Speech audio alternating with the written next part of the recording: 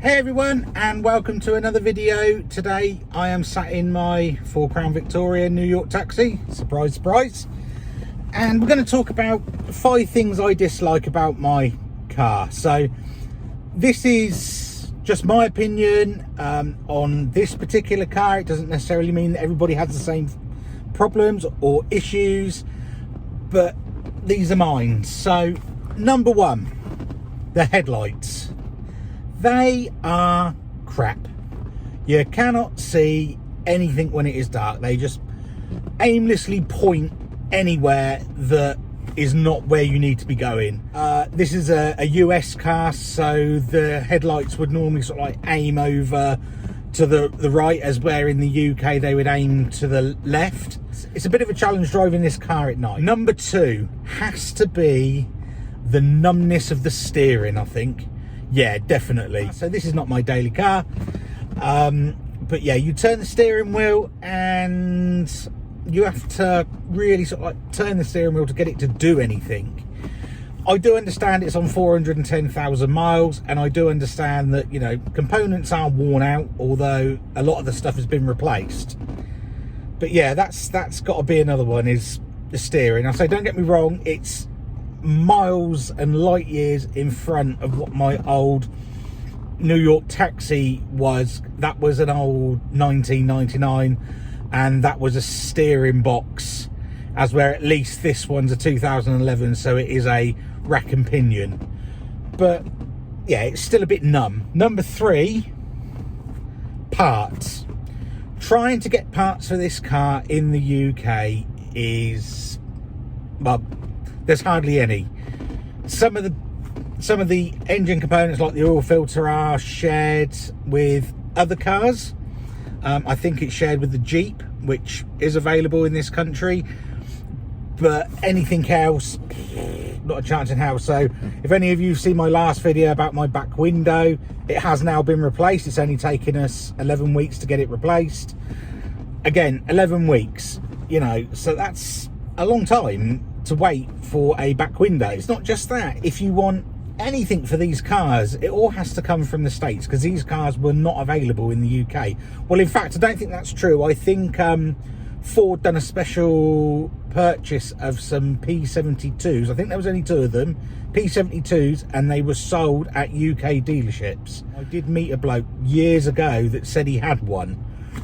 I've got no more information than that, but yeah, parts for these cars in general are shocking. You just cannot get them in the UK, so you have to use like import companies. And the problem with that is, you know, you can pay $20 or £20 for the part, and it costs you £50 or $50 to ship it. So shipping costs a hell of a lot more than what the part does sometimes. Number 4, I think it has to be the driver's seat in this car particularly. So, you know, as I've said before, it's 410,000 miles. We're nearly 411 now.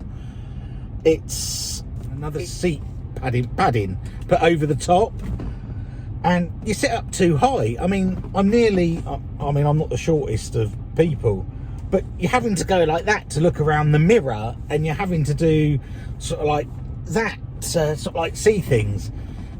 So yeah, I think definitely the seat is another one, but that is particular to this car. I'm not saying again that's all cars, because I never had that problem in my NYPD police car.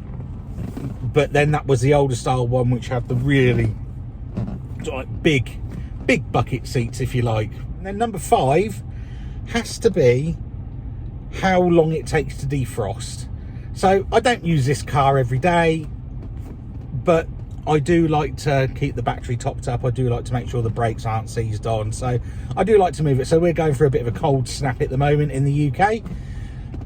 And when I started the car up yesterday morning, it took 25 minutes for it to defrost the windscreen and the side windows. I don't like scraping, and I will scrape if I need to, but on this I don't really see the point. But yeah, it has to be the amount of time it takes to defrost. Now, maybe my dial that turns to go to the windscreen or the floor or the vents, not sure if that's working or not correctly, It does make the vacuum noise as you move it around, so I'd hazard a guess that it does, but I do know that the breaking point on these can sometimes be the little flap that's right down the back in the heater core matrix, whatever you want to call it.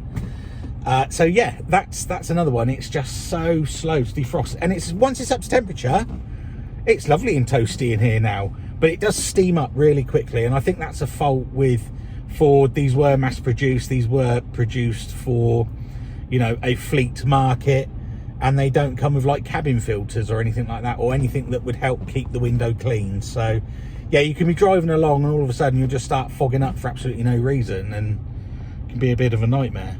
Anyhow, look, short video, waffled on a little bit.